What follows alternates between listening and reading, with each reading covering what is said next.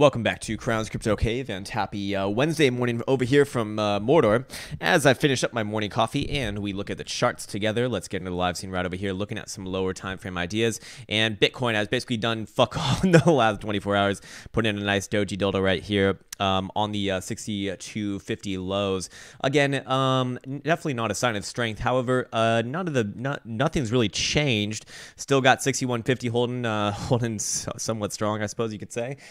But as long as you're above there, don't really want to be getting too damn bearish. By the same token, if you do break that area, then yes, I would like to get too damn bearish.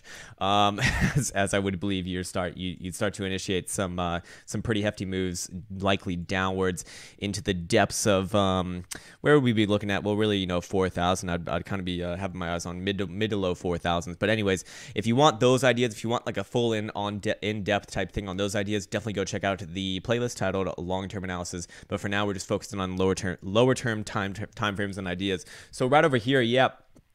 This descending triangle that we've been looking at for the last like 3-4 months, I suppose now, is kind of interesting right here because you did have that low volume kind of breakout above it, and a lot of the times you'll see this when a pattern does not get resolved right away, meaning that you have something that everyone's looking at. Everyone's looking at this fucking triangle right here. It's no secret. You got the data dashes of the world, you got the coin masters of the world, you got the fucking chart guys of the world, you got all these people looking at this smaller descending triangle. It's no secret. So when you actually do get a breakout above or below it, you want to see it accompanied by extremely heavy volume. Now, we don't have that at all right here. In fact, you just kind of had a slide around it is what it looks like.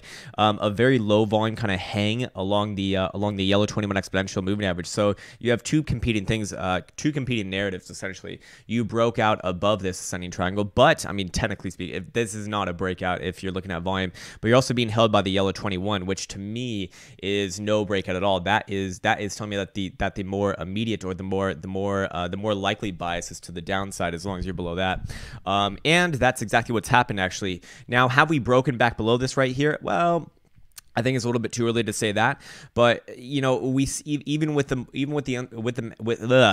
when I can't even fucking speak on Monday, with the action on Monday, still very low volume action right here. Again, this is not, I mean, like, it's a small change of behavior, but it's not something that I'd be putting a trade on at the current moment in time yet. Yes, it does look droopy. Yes, all higher time frames are bearish, but until you break 6100, 6150ish area, I don't think it's appropriate to really be super duper short.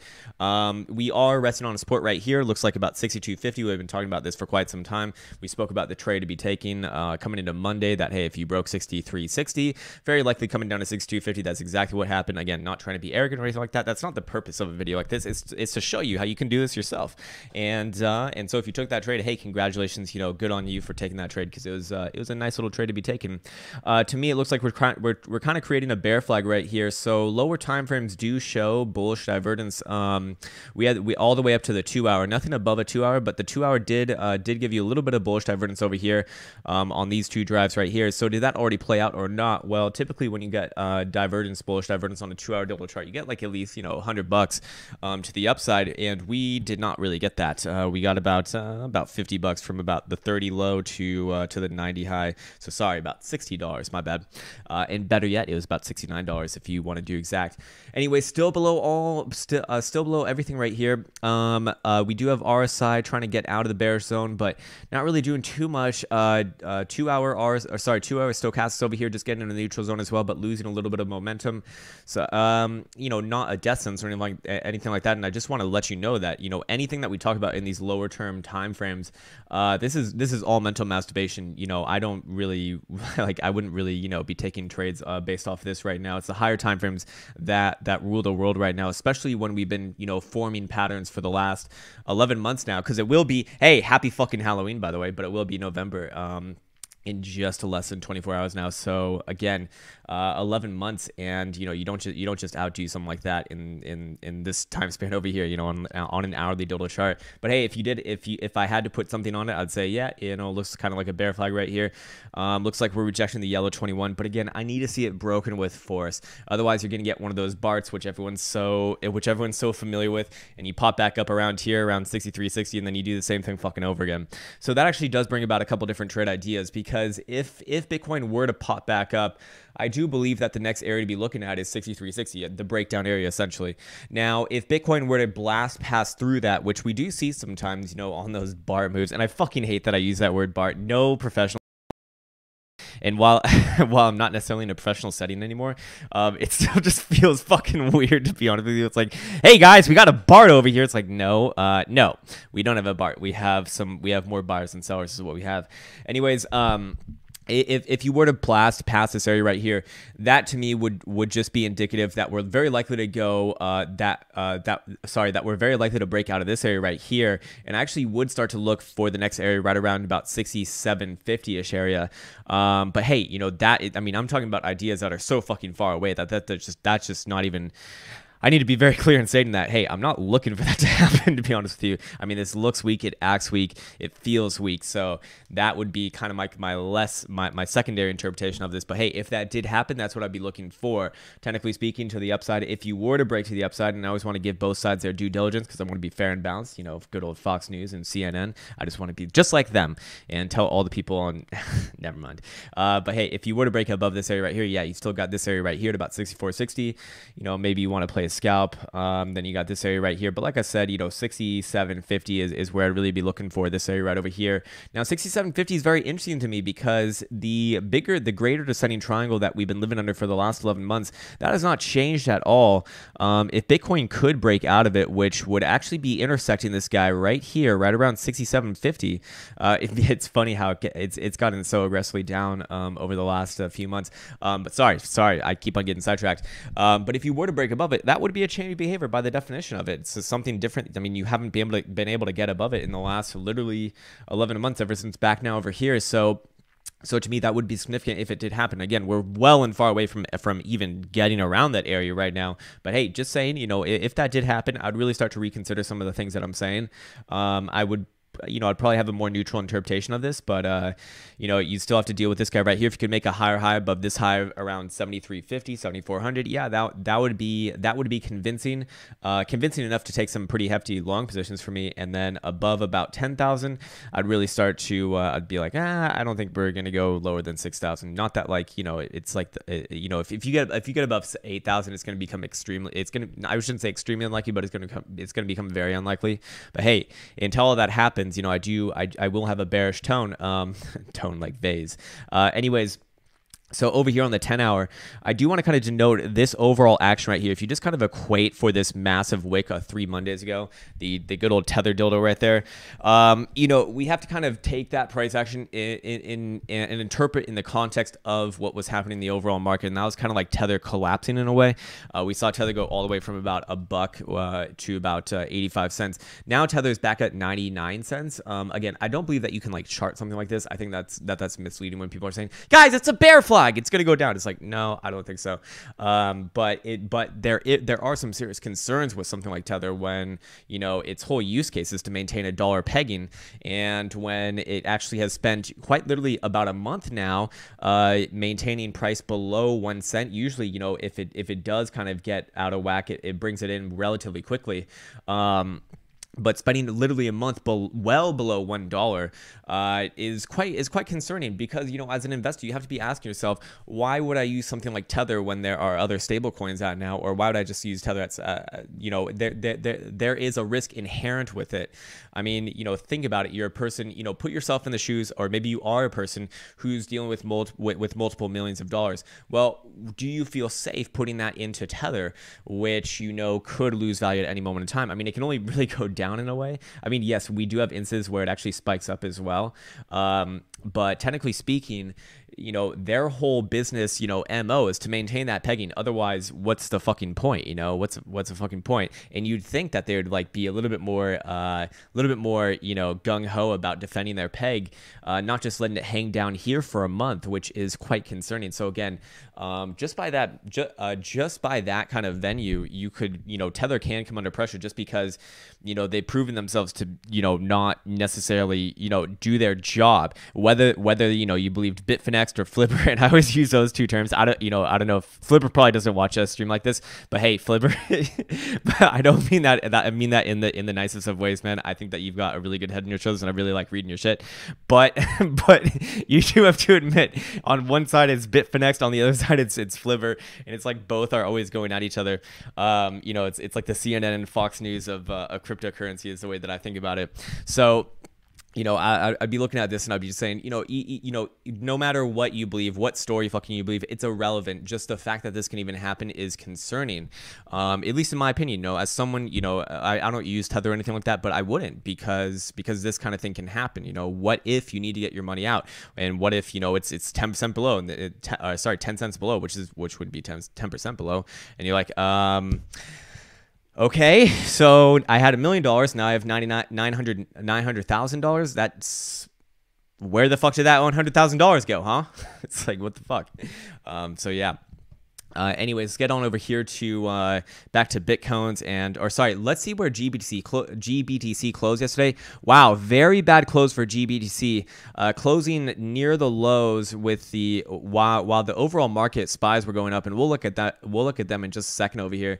But going to the daily on GBTC, you did put in a nice hammer dildo yesterday on Monday, not yesterday, but on Monday on decent volume right here. But to give that up the next day, not necessarily on heavy volume or anything like that, but just to kind of come back below this support right here, this just does not look good to me. It really does not look good to me. But again, what would change my mind? I always want to give up both scenarios. If you get back above this area right over here, about $7.40, I'd look okay. But it's really not until you get back above about $8.10 where I can start to like have a sigh of relief and say, okay, it doesn't look as bad now. You could make the argument that maybe GBTC is not as good of a leading indicator anymore, but I'd also say it's been working, so I'd be careful with that as well. Overall, we have Litecoin kind of sliding down, which is on its lows as well. But Litecoin does have some pretty hefty bullish divergence.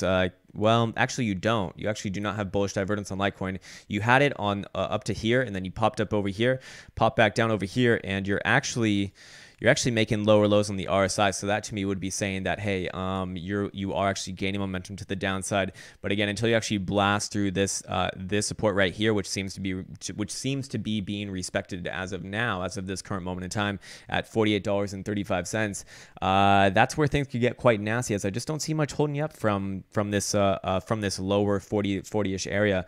I do have a floor right around here, right around about $39, and you likely do have a support right around here as well, I'd imagine, right around $46. But overall, I don't like how that one's drooping down either, and I'm surprised that I don't even see some bullish divergence on there.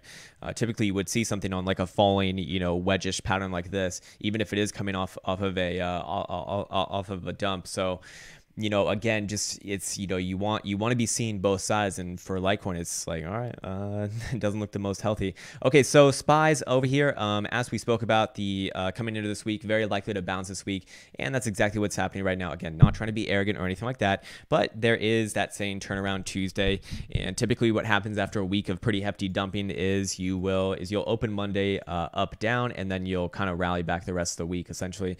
And as the weekly basically the weekly actually overshot our measure move over here. We were looking at this as a bear flag, and it dumped all the way down here to the horizontal. Now you can see why I pay most attention to dildo bodies rather than wicks. The wick gets all the way down here to this next horizontal support. Again, I haven't changed any of these things, and ever since we were like up here, well, except for the bear flag. I had to make the measure move on that.